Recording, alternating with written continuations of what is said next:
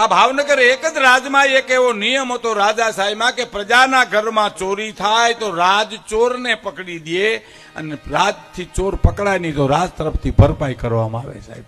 આ એક જ ભાવનગરમાં હતું સાહેબ. અને દેવતાય પુરુષ મહારાજા કૃષ્ણકુમારસિંહજી સાહેબ, શું એની વાત થાય. હમણાં જ એનો ઉત્સવ ગયો, થોડા સમય પહેલા જ ભાવનગરમાં એક કાર્યક્રમ હતો, પણ મારે એના બે પ્રસંગો આપને સામે કહેવા છે. પછી હું આગળ જે કંઈ બોલવાનો છું તો બોલવાનો છું. પણ આ વાત રાજાશાહીમાં હતી. પ્રજાના ઘરમાં ચોરી થાય અને રાજ ચોર પકડી દે. રાજાશાહીમાં દેશ આઝાદ થઈ ગયો 1955-54માં મહારાજા કૃષ્ણકુમારસિંહજી મદ્રાસમાં ગવર્નર તરીકે હતા સાહેબ. એ વખતે આ ટાણાના ખેડૂના બળદ કોક ચોરી ગયું સાહેબ.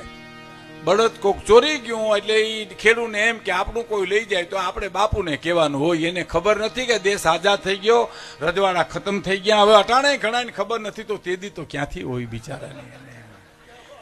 અને ટાણાથી ઉપડ્યો આવ્યો ભાવનગર. બાપુને મળું તો બાપુને મદ્રાસ છે, મદ્રાસ ગયો ઠીક. અને મુલાકાત માગી મદ્રાસ ગવર્નર તરીકે કૃષ્ણકુમારસિંહજી એમ લખે છે ભાવનગર ઇતિહાસમાં કે હામાં આવેલા ખેડૂને લેવા માટે. પ્રજા પ્રેમ તો જુઓ સાહેબ એનો. મહારાજા કૃષ્ણકુમારસિંહજી પ્રજા વત્સલ રાજા હતા સાહેબ.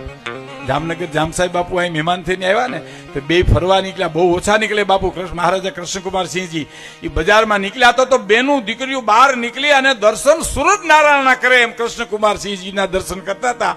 તાર જામ સાહેબે એટલું બોલ્યા હતા કે તમે પ્રજા વત્સલ તરીકે પ્રખ્યાત છો, નામ સાંભળ્યું, પણ તમે આટલી પ્રજા તમને પૂજે છે એ જોઈને તો મને એમ થાય કે ધન્ય છે તમારા જન્મને સાહેબ. આ જામ સાહેબના શબ્દો છે. ખેડૂને લેવા ગયા, બિહાડીને પૂછ્યું યાત્રા કરવા આવ્યા છો?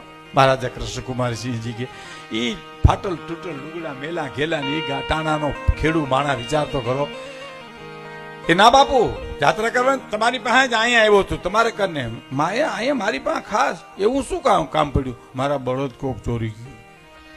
એક બળદ લઈ ગયું બાપુ મારા કોક. અને અમને તો શું છે, અમારું કોક લઈ જાય તો તમને કેવું બીજ કે જબુ કે મોતી ફરોઈ લે તો ફરોઈ લે.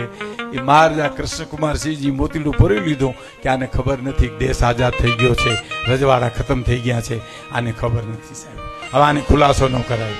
હા બળદ લઈ ગયું તો કે હા કઈ લઈ ગયા કે બપોર ભાત આવ્યું, મારે ઘરેથી ભાત લઈને આવ્યા, ઝાડને છાંયે હું જમ્યો, જમીન હૂતો ને ઉઠ્યો તો બળદ નહોતા.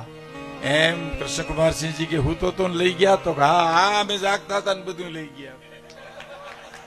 પણ તું આ સુધી આવ્યો છો તો 5000 રૂપિયા લઈ જાય સાહેબ. 5000 રૂપિયા કલ્પના તો કરો.